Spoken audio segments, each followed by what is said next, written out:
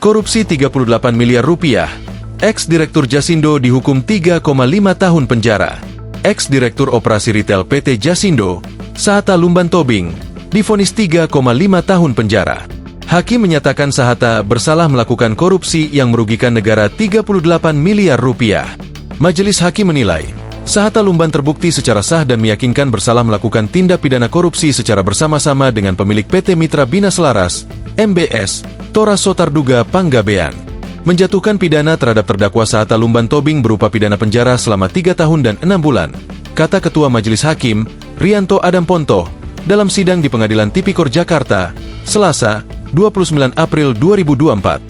Sahatta juga dijatuhi pidana denda sebesar 150 juta rupiah subsidiar kurungan selama 6 bulan penjara, dan juga dihukum untuk membayar uang pengganti kepada negara sebesar Rp525.419.000. Namun karena terdakwa sudah mengembalikan dengan cara menitipkan ke rekening penampungan KPK, maka uang pengganti yang telah dikembalikan dikompensasikan dengan yang telah dititipkan tersebut, sehingga terdakwa tidak dibebankan lagi membayar uang pengganti kerugian negara tersebut, kata Hakim.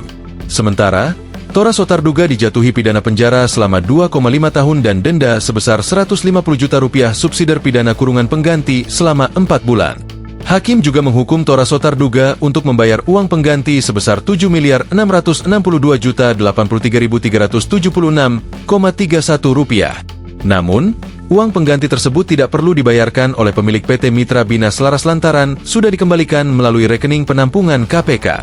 Berdasarkan surat tuntutan Jaksa Penuntut Umum, JPU, KPK, perbuatan melawan hukum ini dilakukan Sahatta bersama Tora Sotarduga Panggabean selaku pemilik operasi simpan pinjam dana karya dan penerima manfaat PT Mitra Bina Selaras, Ari Prabowo, Kepala Cabang, Kacap, Jasindo S. Parman 2017 hingga 2018.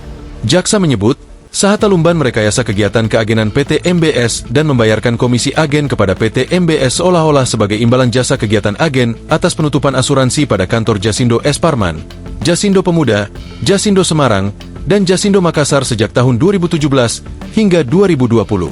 Akibat tindakan ini, para terdakwa dianggap telah memperkaya diri sendiri atau orang lain atau suatu korporasi. Download Tribun X sekarang, menghadirkan lokal menjadi Indonesia.